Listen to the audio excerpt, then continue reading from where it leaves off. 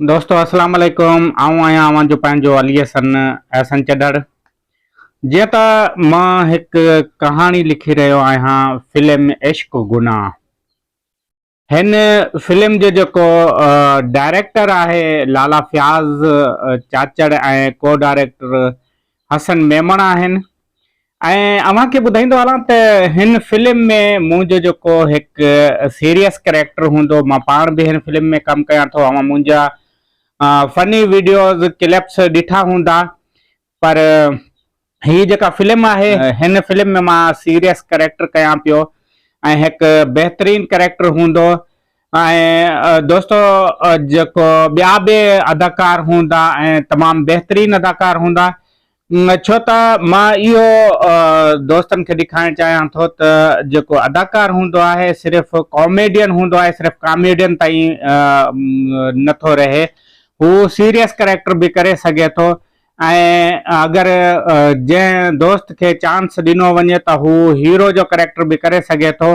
उन जे करे मां हिन फिल्म में जेको आहे तमामु बहितरीन कैरेक्टर कयां पियो।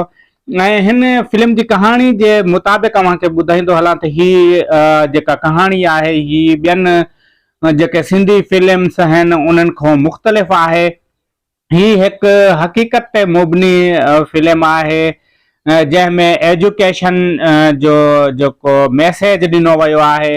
उनखां अलावा जेको हिकु पुलिस जेका आहे उनजो अव्हां दोस्त जेके आहिनि उहे सदाईं हुन जे लाइ हिकु बैड कमेंट कंदा आहिनि, पर हिन फिल्म में मां हुनजो जेको हिकु बहितरीन मैसेज ॾिनो आहे, हू इंस्पेक्टर हूंदो आहे।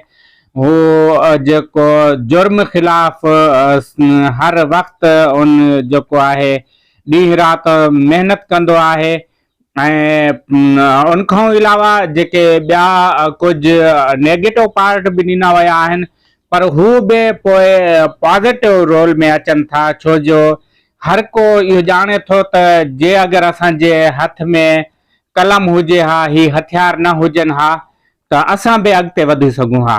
अहिड़े क़िस्म जी ही फिल्म आहे ऐं इंशाल्लाह जल्द हिन जी जेका आहे रिकॉर्डिंग शुरू थींदी। हिन में बहितरीन एक्टर्स एक्टराऊं हूंदियूं ऐं उन में मां कोशिशि कयां पियो त कुझु कॉमेडी रोल्स बि ॾियांसि, जीअं अव्हांखे हुन मां मज़ा बि मिले ऐं एक्शन बि मिले।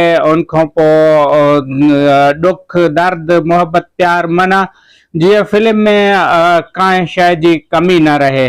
त ही हिकु मां कोशिशि कयां पियो ऐं अव्हांजो साथ हुजे। ॿियो त जेके दोस्त एक्टर्स हिन फिल्म में कमु करण जे लाइ असां सां राब्तो करे सघनि था ऐं हुननि खे जेको बहितरीन रोल्स आहिनि, बहितरीन कैरेक्टर ॾिनो वेंदो ऐं इंशाल्लाह हिन जी रिकॉर्डिंग जेका आहे अनक़रीब थींदी ऐं असां हूंदासीं अव्हां जे विच में। ऐं पंहिंजे अली हसन अहसन चडड़ खे ॾींदा इजाज़त। उन खां पहिरियों मुंहिंजे हिन यूट्यूब चैनल खे सब्सक्राइब कयो, लाइक कयो, कमेंट कयो ऐं मुंहिंजो जेको ही पेज आहे इनखे अव्हां फॉलो कयो, जीअं ही फिल्म हिन यूट्यूब चैनल ते बि रखी वेंदी ऐं हिन पेज ते बि रखी वेंदी, जीअं वधि खां वधि अव्हां हिन मां इस्लाह वठी सघो। महिरबानियूं दोस्तनि जूं।